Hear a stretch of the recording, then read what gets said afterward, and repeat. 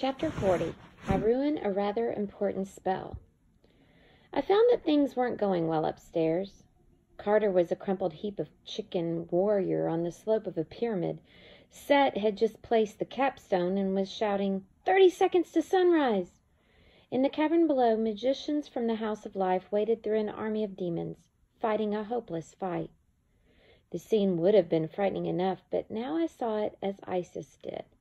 Like a crocodile with eyes at water level, seeing both below and above the surface, I saw the duat entwined with the regular world. The demons had fiery souls in the duat that made them look like an army of birthday candles. Where Carter stood in the immortal world, a falcon warrior stood in the duat. Not an avatar, but the real thing, with feathered head, sharp blood-stained beak, and gleaming black eyes. His sword rippled with golden light. As for Set, imagine a mountain of sand doused with petrol, set on fire, spinning in the world's largest splendor. That's what he looked like in the duat, a column of destructive force so powerful that the stones at his feet bubbled and blistered. I'm not sure what I looked like, but I felt powerful. The force of Maat coursed through me. The divine words were at my command. I was Sadie Kane, blood of the pharaohs, and I was Isis, goddess of magic, holder of the secret names. As Carter struggled his way up the pyramid, Set gloated, You can't stop me by yourself, Horus, especially not in the desert, the source of my strength. You're right, I called. Set turned, and the look on his face was priceless. I raised my staff and wand, gathering my magic. Except that Horus is not alone, I said, and we're not going to fight you in the desert. I slammed my staff against the stones and shouted, Washington, D.C. The pyramid shook. For a moment, nothing else happened. Set seemed to realize what I was doing. He let out a nervous laugh. Magic 101, Sadie Kane. You can't open a portal during the demon days. A mortal can't, I agreed, but a goddess of magic can. Above us, the air crackled with lightning. The top of the cavern dissolved into a churning vortex of sand as large as the pyramid. Demons stopped fighting and looked up in horror. Magicians stammered mid-spell, their faces slack with awe. The vortex was so powerful that it ripped blocks off the pyramid and sucked them into the sand. And then, like a giant lid, the portal began to descend. No! Set roared. He blasted the portal with flames, then turned on me and hurled stones and lightning, but it was too late. The portal swallowed us all. The world seemed to flip upside down. For a heartbeat, I wondered if I'd made a terrible miscalculation, if Set's pyramid would explode in the portal, and I'd spend eternity floating through the duat as a billion little particles of Sadie sand. Then, with a sonic boom, we appeared in the morning air with a brilliant blue sky above us. Spread out below us were the snow-covered fields of the National Mall in Washington, D.C. The red pyramid was still intact, but cracks had appeared on its surface. The gold capstone glowed, trying to maintain its magic, but we weren't in Phoenix anymore. The pyramid had been ripped from its source of power, the desert, and in front of us loomed the default gateway for North America, the tall white obelisk that was the most powerful focal point of Maat on the continent, the Washington Monument. Set screamed something at me in ancient Egyptian.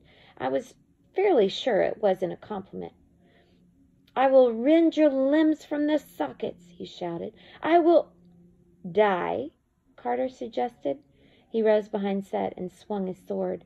The blade cut into Set's armor at the ribs. Not a killing blow, but enough to knock the red god off balance and send him tumbling down the side of his pyramid. Carter bounded after him, and in the duat I could see arcs of white energy pulsing from the Washington Monument to the Horus Avatar, charging it with new power. The book, Sadie, Carter shouted as he ran. Do it now! I must have been dazed from summoning the portal because Set understood what Carter was saying a lot faster than I did. No, the red god shouted. He charged towards me, but Carter intercepted him halfway up the slope. He grappled with Set, holding him back. The stones of the pyramid cracked and crumbled under the weight of their godly forms. All around the base of the pyramid, demons and magicians who'd been pulled through the portal and knocked momentarily unconscious were starting to stir. The book, Sadie. Sometimes it's helpful to have someone other than yourself inside your head, because one can slap the other. Duh, the book. I held up my hand and summoned the little blue tome we'd stolen from Paris, the Book of Overcoming Set. I unfolded the papyrus. The hieroglyphs were as clear as a nursery school primer. I called for the feather of truth, and instantly it appeared, glowing above the pages. I began the spell, speaking the divine words, and my body rose into the air, hovering a few centimeters above the pyramid. I chanted the story of creation, the first mountain rising above the waters of chaos, the birth of the gods Ra, Jeb, and Nut, and the rise of Maat, and the first great empire of men, Egypt. The Washington Monument began to glow as hieroglyphs appeared along its sides. The capstone gleamed silver. Set tried to lash out at me, but Carter intercepted him, and the red pyramid began to break apart. I thought about Amos and Zia trapped inside under tons of stone, and I almost faltered, but my mother's voice spoke in my mind. Stay focused, dearest. Watch for your enemy. Yes, Isis said, destroy him. But somehow I knew that wasn't what my mother meant. She was telling me to watch. Something important was about to happen. Through the duat, I saw magic forming around me, weaving a white sheen over the world, reinforcing Maat and expelling chaos. Carter and Set wrestled back and forth as huge chunks of the pyramid collapsed. The feather of truth glowed, shining like a spotlight on the red god. As I neared the end of the spell, my words began tearing Set's form to shreds. In the duat, his fiery whirlwind was being stripped away, revealing a black-skinned, slimy thing like an emaciated Set animal, the evil essence of a god. But in the mortal world, occupying the same space, there stood a proud warrior in red armor, blazing with power and determined to fight to the death. I name you Set, I chanted. I name you Evil Day. With a thunderous roar, the pyramid imploded. Set fell crashing into the ruins. He tried to rise, but Carter swung his sword. Set barely had time to raise his staff. Their weapons crossed, and Horus slowly forced Set to one knee. Now, Sadie, Carter yelled. You have been my enemy, I chanted, and a curse on the land.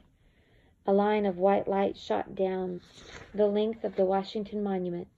It widened into a rift, a doorway between this world and the brilliant white abyss that would lock Set away, trapping his life force. Maybe not forever, but for a long, long time. To complete the spell, I only had to speak one more line. Deserving no mercy, an enemy of Maat, you are exiled beyond the earth. The line had to be spoken with absolute conviction. The feather of truth required it. And why shouldn't I believe it? It was the truth. Set deserved no mercy. He was the enemy of Maat. But I hesitated. Watch for your enemy, my mother had said. I looked towards the top of the monument, and in the duat I saw chunks of pyramid flying skyward, and the souls of demons lifting off like fireworks. As Set's chaos magic dispersed, all the force that had been charging up, ready to destroy a continent, was being sucked into the clouds. And as I watched, the chaos tried to form a shape. It was like a red reflection of the Potomac, an enormous crimson river at least a mile long and 100 meters wide. It writhed into the air, trying to become solid, and I felt its rage and bitterness. This was not what it had wanted. There was not enough power or chaos for its purpose. To form properly, it needed the death of millions, the wasting of an entire continent. It was not a river. It was a snake. Sadie, Carter yelled, what are you waiting for? He couldn't see it, I realized. No one could but me. Set was on his knees, writhing and cursing as white energy encircled him, pulling him towards the rift.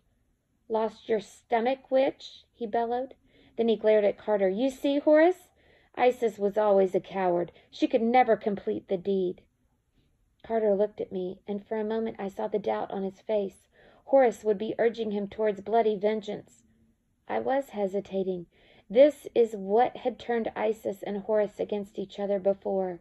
I couldn't let it happen now. But more than that, in Carter's wary expression, I saw the way he used to look at me on our visiting days, when we were practically strangers, forced to spend time together, pretending we were a happy family because Dad expected it of us. I didn't want to go back to that. I wasn't pretending anymore. We were a family, and we had to work together. Carter, look! I threw the feather of truth into the sky, breaking the spell. No! Carter screamed. But the feather exploded into silver dust that clung to the form of the serpent, forcing it to become visible just for an instant. Carter's mouth fell open as the serpent writhed in the air above Washington, slowly losing power. Next to me a voice screamed, "Wretched gods!" I turned to see Set's minion, face of horror, with his fangs bared and his grotesque face only inches from mine, a jagged knife raised above my head. I only had time to think, "I'm dead," before a flash of metal registered in the corner of my eye. There was a sickening thud, and the demon froze. Carter had thrown his sword with deadly accuracy. The demon dropped his knife, fell to his knees, and stared down at the